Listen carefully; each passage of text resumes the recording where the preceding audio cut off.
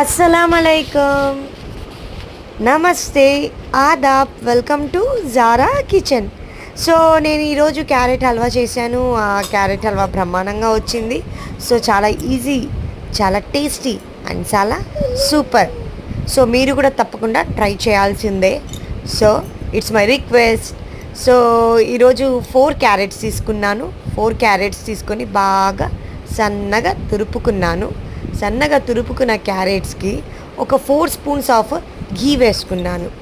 Okay, so ఘీలో బాగా carrot మగ్గాలి. So బాగా వేయించుకున్నాను నేను. ఓకేనా.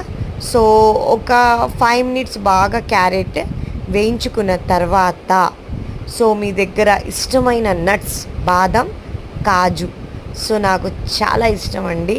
సో ఇది ఒక కడాయిలో పెట్టుకొని బాగా వేయించుకుంటూ ఉండాలి.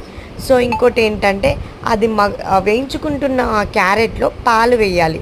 సో ఆ పాలలో మీరు నీ వాటర్ వేయకండి, వాటర్ యాడ్ చేయనిది కొంచెం బాగా థిక్కున్న మిల్క్ వేస్తే ఒక కోవా టేస్ట్ వస్తుంది.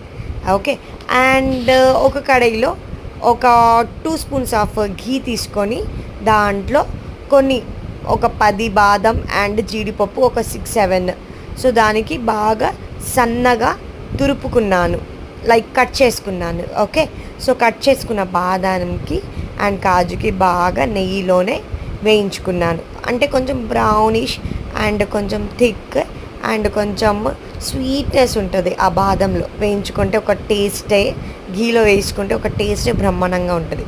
సో వేయిస్తున్న పాలలో బాగా మగ్గిన తర్వాత ఆ క్యారెట్, కాజు ఒక 10-15 మినిట్స్ బాగా వేయించుకుంటూ ఉండాలి. అంటే బాగా అది కొంచెం మెత్తగా అయిపోవాలి. క్యారెట్ కొంచెం బాగా వేయించుకొని తర్వాత మిల్క్లో బాగా లైక్ షుగర్ కూడా వేసేస్తే, కొంచెం షుగర్ వేయగానే కొంచెం నీళ్ళు వదులుతుంది కదా, షుగర్ వాటర్గా అయిపోద్ది. షుగర్ వేసుకున్న తర్వాత బాగా షుగర్ వేసుకున్న తర్వాత కొంచెం కలుపుతూ ఉండాలి.